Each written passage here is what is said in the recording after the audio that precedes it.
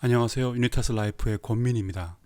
오늘은 아이덴그램 2단계에서 잠깐 소개했던 일기에 대해서 나누려고 합니다. 누구나 할 수 있는 시간여행 방법은 일기입니다. 일기의 핵심은 나의 시간에 존재하는 자기다움을 읽기, 라이팅에 있습니다. 이 개념이 생경할 수 있지만 이번 동영상을 보면서 자세하게 설명하겠습니다. 제가 시간여행자가 된 것은 이삿짐을 싸다가 오래된 일기를 발견하고 읽었던 사건 때문입니다. 1985년도에 쓴 일기를 읽으면서 지금과 완전히 다른 나를 만났습니다. 예전에 썼던 일기를 읽는 것이 부끄러웠을 뿐만 아니라 이런 글을 쓴 사람이 나라는 것이 이해되지 않았습니다. 한 달 전에 나도 낯설게 느껴졌다는 것이죠. 그렇다면 지금의 나와 미래의 나도 같은 사람이 아닐 수 있다는 생각이 들었습니다. 과거에 낯선 나를 만나는 사건으로 인해서 저는 지난 일기를 읽는 시간을 정기적으로 가졌습니다. 매주 토요일 오후 8시부터 10시까지는 일주일 동안 썼던 일기를 읽었고요. 매월 마지막 주 금요일 저녁에는 한 달 동안 썼던 일기를 읽었습니다. 분기별로는 일주일 동안 일기를 읽었습니다. 매년 12월 한 달 동안은 1년 동안 쓴 일기를 읽었습니다. 뭔가를 기억하기 위해서 읽는 것이 아니라 오히려 반대입니다. 미래를 상상하고 현재와 미래를 조율하기 위해 일기를 읽었습니다. 과거의 일기를 읽으면서 내가 변한 것과 변하지 않는 것을 확인했습니다.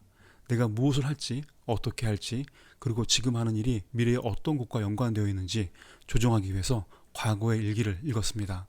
오늘은 일기라는 타임머신, 그리고 인생 시계에 대해서 나누려고 합니다. 저에게 일기노트는 시간 여행을 하는 타임머신입니다. 일기를 쓰면 과거라는 시간이 기억의 조각으로 남아 있는 것이 아니라 글로 기록됩니다. 기억은 사라져도 기록은 남죠. 그래서 일기를 읽으면서 나의 과거 시간을 여행할 수 있습니다. 단지 오늘의 사건을 기록하는 것이라면 과거의 기록일 뿐이죠. 하지만 앞의 동영상에서 말했던 것처럼 저는 2035년에서 온 시간여행자입니다. 시간여행자의 오늘 일기는 과거가 아니라 여전히 오늘의 미래 이야기죠. 이 부분이 이해하기 어려운 것을 알고 있습니다. 따라서 제가 쓴 일기를 다시 읽는 것은 과거를 회상하는 것이 아니라 미래와 현재를 0점 조정하는 것입니다.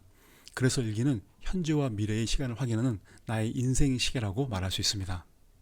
지금 나의 인생은 몇 시일까?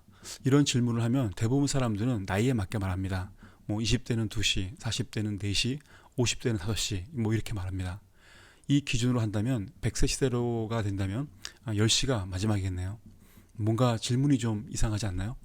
질문이 잘못됐다는 것이 아니라 이렇게 대답을 유도하는 질문이 좀 거북하지 않으세요? 반강제적으로 거대한 시간의 규칙에 내 인생에 맞춰진 그런 느낌입니다. 대답하면서 기분이 좋지 않죠. 저도 그렇습니다. 그런데 인생 시계가 있다면 어떻게 작동할까요?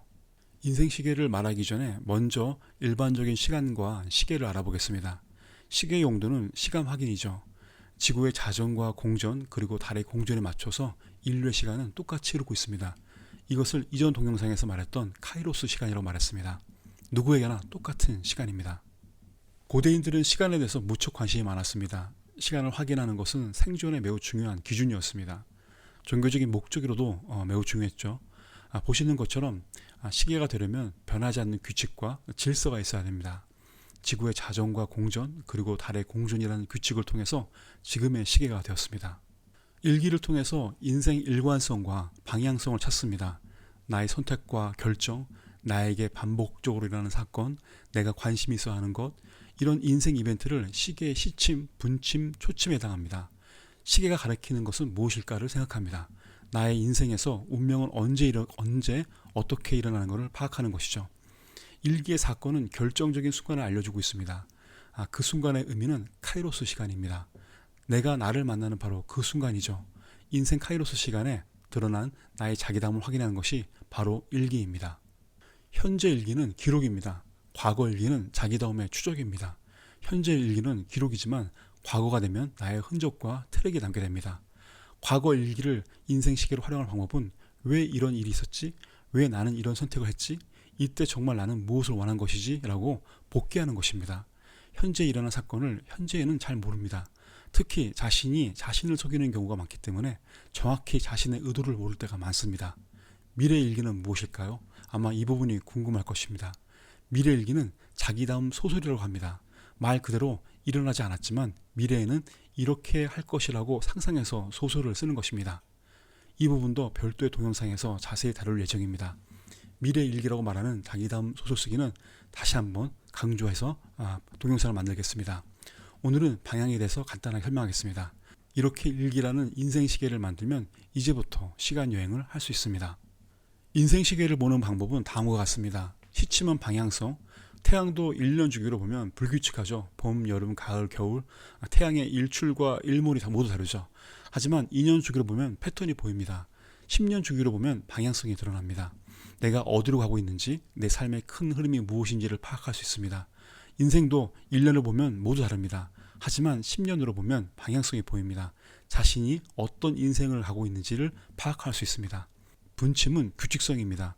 자신이 선택을 하는 기준을 확인할 수 있습니다. 지구의 공전으로 계절이 있지만 달의 공전으로 밀물과 썰물이 있는 것처럼 자신의 가치관, 세계관, 취향으로 인해서 어떤 것을 선택하고 행동하는 규칙이 있습니다. 인생에서 이런 자신의 규칙을 발견합니다. 초침은 특이성입니다.